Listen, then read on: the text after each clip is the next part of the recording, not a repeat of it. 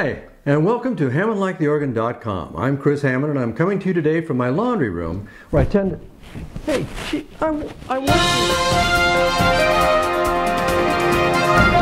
So, last week we focused on finding out where Afghanistan is. And I think we pretty much nailed it. Cheek, cheek, butt crack.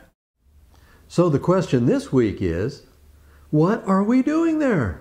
Teach the children well.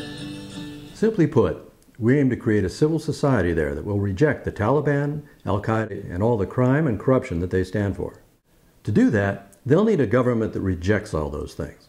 So, we've installed our own corrupt puppet, a man named Hamid Karzai, who just won a rigged election and became the president of Afghanistan. Mr. Karzai, in turn, has brought a whole gang of his corrupt and thieving relatives in, put them in place in the government so that they can loot just about every dollar the U.S. taxpayer sends over there.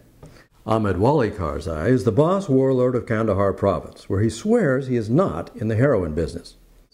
For the last 8 years, he's been on the payroll of the CIA to the tune of about $500,000 a month.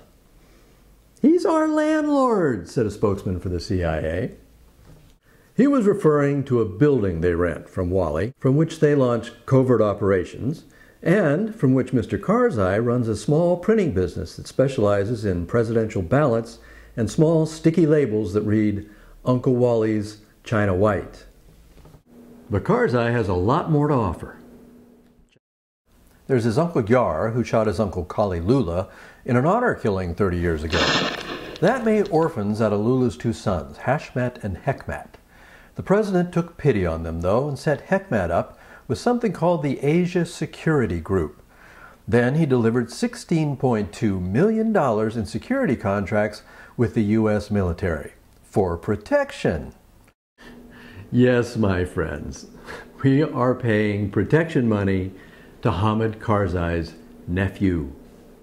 This other nephew, Hashmet, used to be a car salesman, but since his brother became president, he is now the head of something called the Center for Conflict and Peace Studies in Kabul, a money laundering and consulting group with contracts to advise, yes, his uncle, the president. Being an expert on peace and conflict, you'd think that Hashmet would have stepped in before his brother Hekmat, remember the security waiter, shot their 18-year-old cousin Wahid dead in his living room for the crime of being the son of old Yar. Now, Hekmat denies the murder, but he defends the concept of it. "In Islam, I have the right to kill him, but I chose not to." For offering such a sterling denial and such deep insight into Islam, the U.S. military has renewed his contract for another year. More money for me.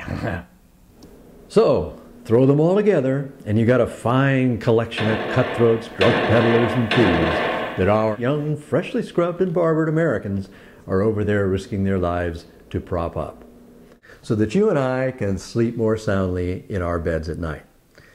So there you have it. That's it for me. Come back next time. I'm Chris Hammond, Hammond Like the Organ.